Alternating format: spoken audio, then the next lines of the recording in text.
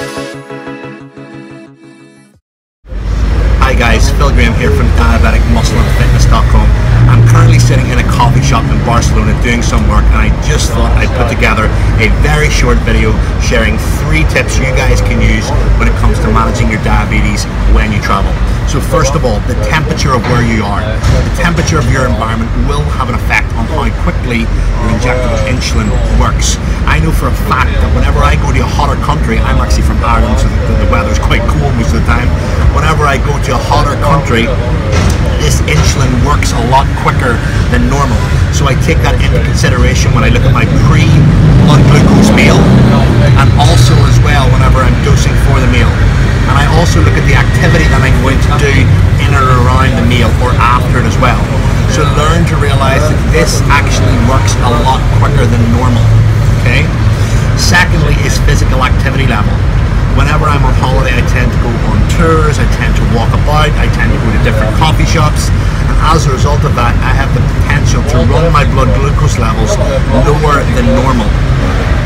We know that high intensity anaerobic or weight training exercise increases blood glucose levels.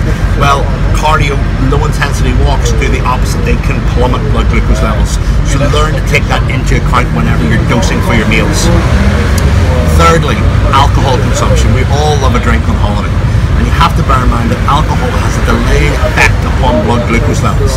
That means that it can lower it much later on than when you consumed it, and usually that happens in the middle of the night in the hotel room when you're sleeping. So make sure that you have the hypoglycemic prevention strategies in the form of glucose or some fast-acting carbohydrate beside your bedside whenever you go back to the hotel. Also make sure you've got plenty of water there to rehydrate. A B complex vitamin and some vitamin C as well can also be beneficial. And on top of that, I love to dose with around about 300 milligrams of magnesium to aid with sleep. We know that alcohol interferes with the quality of our sleep, and as a result of that, magnesium is a great asset for 1, replenishing lost electrolytes. Alcohol is a diuretic. 2, it can help calm the central nervous system and also induce better quality sleep. And 3, we know that people with diabetes are deficient in magnesium, so replenishing that is of great importance. So learn to respect the effects of alcohol and that it may plummet your blood glucose later on in the evening or later on in the day, and have a prevention strategy in place.